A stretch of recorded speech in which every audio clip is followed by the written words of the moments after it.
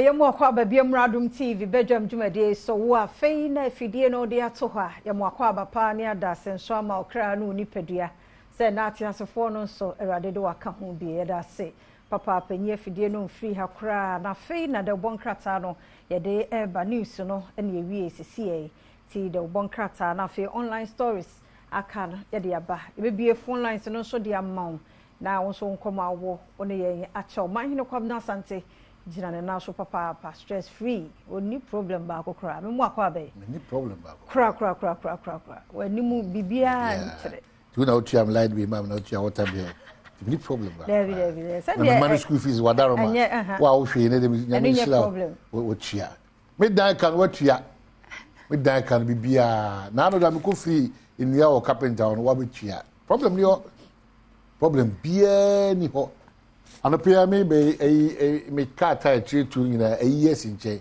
problem bi eni ho problem bi eni eno na me pe cabbage but on 3000 because restaurant in the kwa na e conform tin but 3000 man tomato 300 cedis problem bi eni ho problem bi eni ho eno ada osmosis is frame say the old crown problem about me socket na me so me say problem bi eni ntino me man 50 problem bi eni ho problem be any.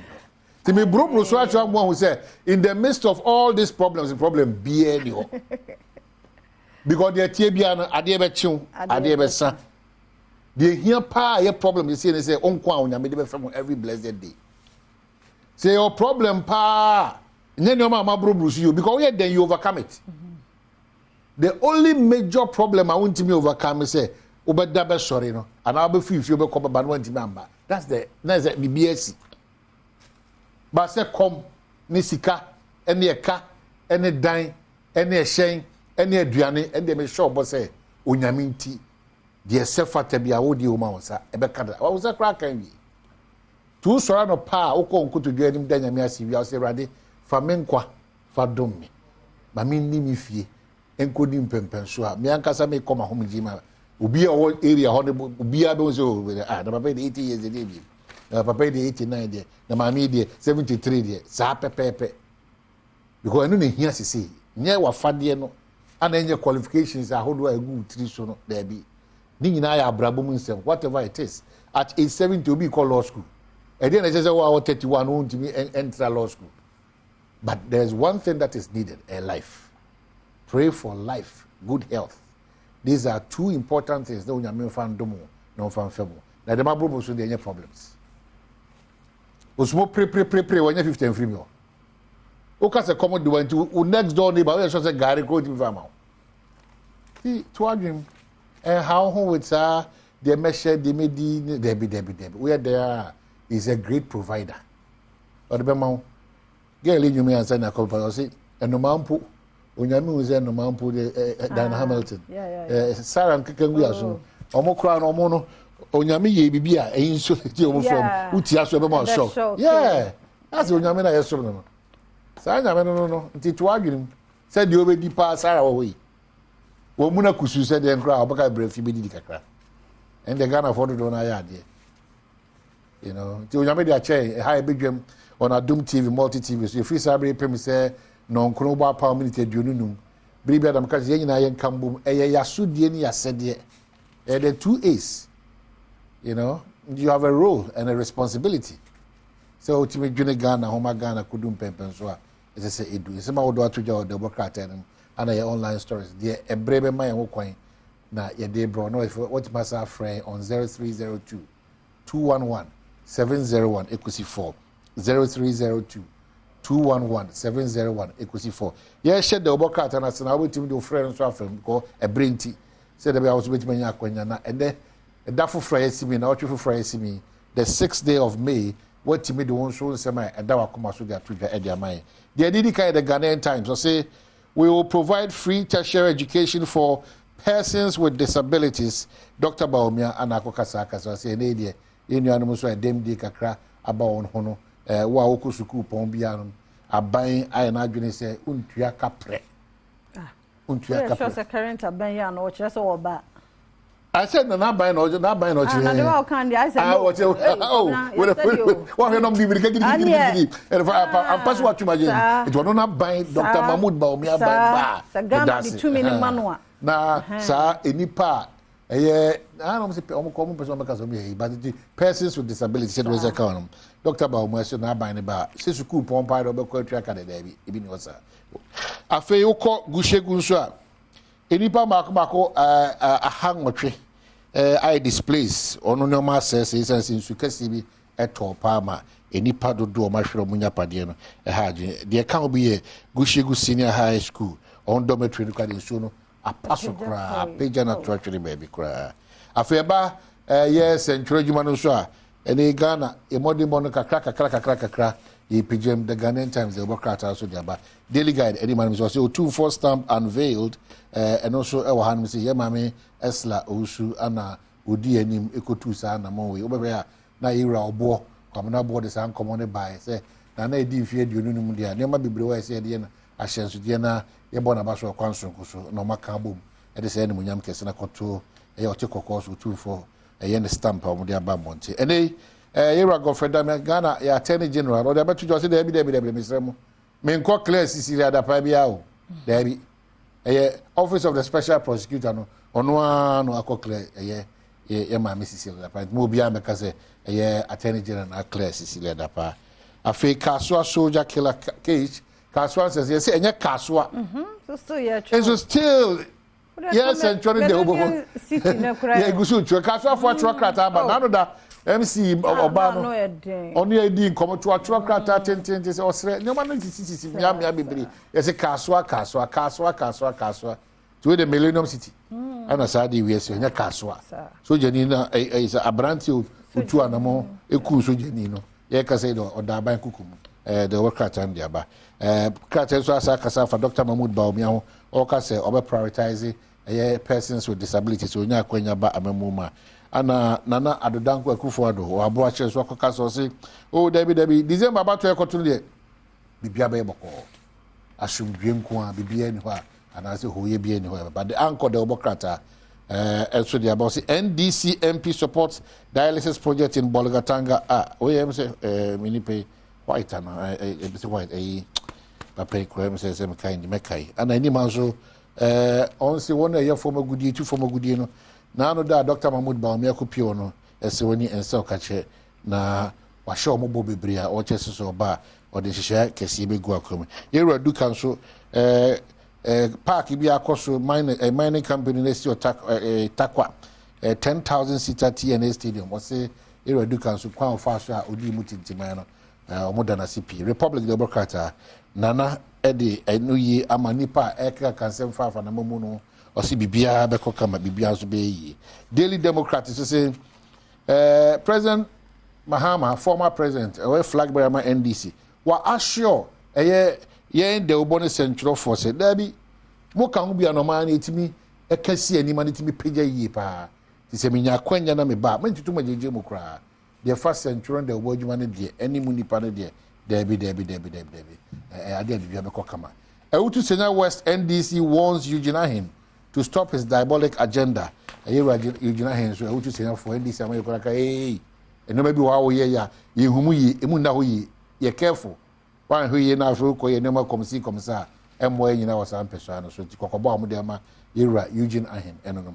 The new finder also say Minister designate attributes improve press freedom ranking to media support programs and they aban si amunani a yenya enfo ano so yenu aba Fatima akasa o say said we had the board central no so the no masi na aban so awokeka ani pia o pia na yonkofa no ene ka homa yetimi kon cancer Dr. Mahmoud Baumia ne nsemo kan the obokata do nyina fa nipa dem die kakra bo mo so say ilusua pon ade sua se mo ye na dom na mato ama na obehwe na omade sua se no emotima da wo fan otu for stamp no so no Ghana Post for their money in honor of his silver jubilee no and so nya akwanya the new publisher akasa ono se anima or the era abank babin info nyina ba ana majority leader so info nyina aba asem ne etiawa se majority dom kese wo mra hye bedwam no ono de hihye bi agu akwa ma omo pese omo frɛ sɛ mrahye bi jansa metena se na nkomo ba ko minu miensa bi aka no ɛho asɛm atimi atodwa ɛde ama Ghana for still the new publisher Kasafa Dr. Mahmoud Bawumia ho and the Ghanaian publisher MDB majority petitions speaker ayasema ya kan wa asem da so ho no frɛ mrahye bi dwa na ne omo ba ko minu bi aka no mo hwe no mundi ho ɛyɛ dwuma maka Dr. Mahmoud Bawumia ne promise no afei Akufo-Addo pledges peaceful election and also the Ghanaian publisher and also the one sent by the CNC. Online non so adomonline.com and wahai na Madonna's free Brazil concert free and they attracted 1.6 million fans. Now so nyum ni bi dey.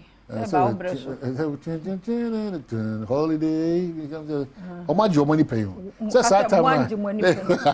O Satan na camera one business. Now the Madonna was no pim dom Enti e ho asam adomonline.com na fe relationship and yema miensa unhunu se unhu a red flags na se seem to be yaba ayonko fa no ye ya twon ho me ye be yi nyo na abesesa no awo bi atete no 25 years so na be ni this nipa na ye na adwen so opese ye yi nti u ba enenam se lifestyle and relationship stories so adomonline.com kwamna dem pese edi hu komoni frɛ 0302 211 701 702 703 704 ye kasa de fan kwanhia ho ye kasa adobafo nye wafamu de nyina nye yafamu de na mesem panifo nso markens ni nyina akɔ na light no nso nya adwuma wo yakwan no so nti ama o ba wo nhunu so de obi lemo so nso de lemo wo nhunu yeseremony de no ede a de na edile aka do no na se ni bi akofa saa kania na etu yellow no ano ode o ai to wani a so woni sanya kwan de bi afa so abehye gatem da fara kofa no bi ai se kwa de bi nso asa kofa ini so mo shada ko am yeye mo magazine ni agboso o ba ko fa isa bob tintin na unhu se tractor level abode wa homa no so abode no pay o tie kan ye mo ati mo akwa do ba Adom TV Badwam so na mo say yankopon Adom ye hu ye dey ase and we say me kan bi fa is stop ni say that dem bon kokko ni bu bismeka say e free in kokko ko akra kwan so na accident ni say dem for so mo say down the dia that's ye koduma ye ko shini kwan so ye san bana bus ani ka bia rogu ni manyebi ye fitire pe kan se nya pa se ni pe bi nyan ko karma nyame Adom na ya na areho no bi san se an si me na ka twesi a dem pa na me ma ko ben ize me ni obi o yankopon pe ene kura me bi papa me ni ma me ajanka ba part 1 ena me ma ho do no na mesre adoba fo ni nyina de oka taxi ye oka abu ya o si nyina mo pa na ofofro nso so fa cha ye mpa brakwa me wo so brakwa me no pe oti ye nka ye mo ache de oba Adom TV Badwam so yo menyaba anape mejemoso edase odawo mahina ofre free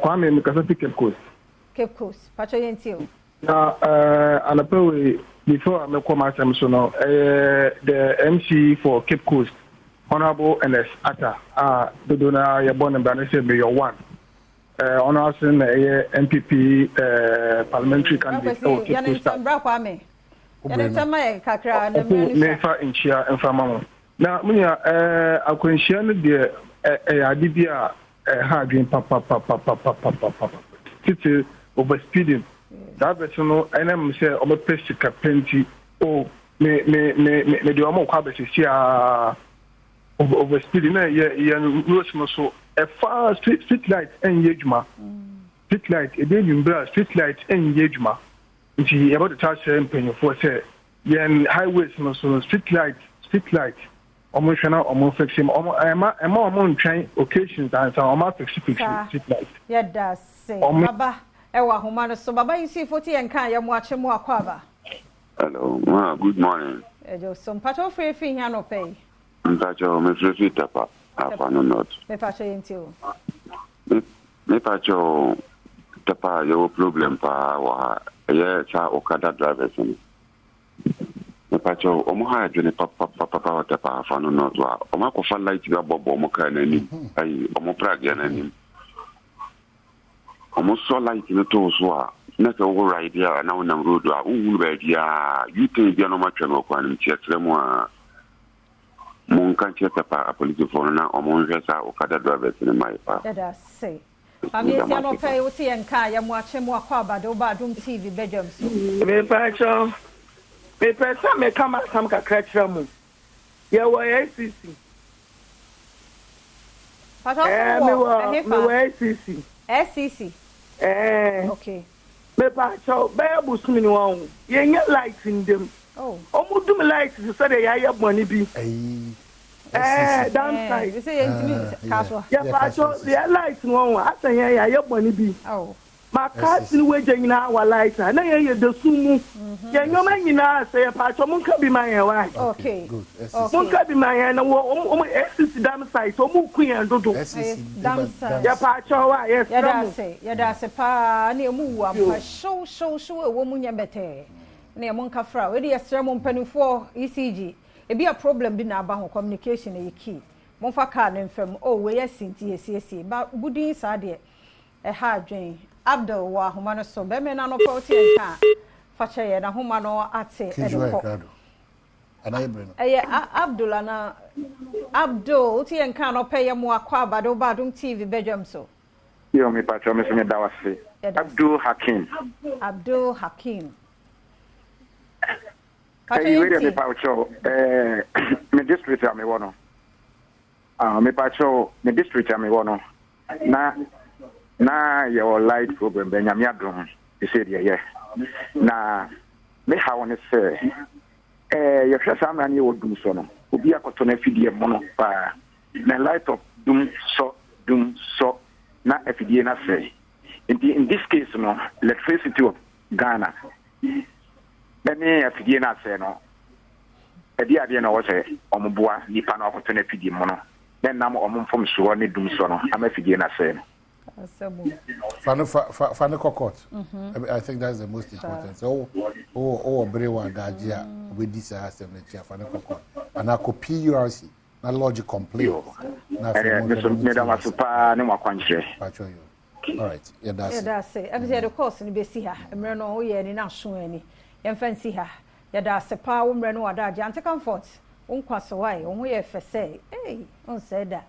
Esa me yana me pe ayi ema wo na te se oni na wiwi enti Sarah se enfa last caller na enti yem fancy ha last caller wo so okay obi eni so enti yem fancy ha ya da se papa na enran so kwabna enso man kure Sarah wada ma fato wa na yehwe akura ya oko Dubai wa fa Kenya Ohima Perez penino oni nyae nkura ni nyina ya ade o nkura ni ya ade sem kan se vote no so ka ho wo mu nie 25,000 waje or dey ko Dubai 10,000 15,000 mo ya ade nkura ni nyina ya ade one don be ma ba ko pero na she finfin na ma no e na hwan Lee so eto so miensa na 40,000 be perform na come on no my dear mo ya ade papa nti no ene ahosepe wo ho yade ni nyina ebebre mo na fe mo hu nia ekoso ewo ho nti munya abotre maye mo amantimi ahwe no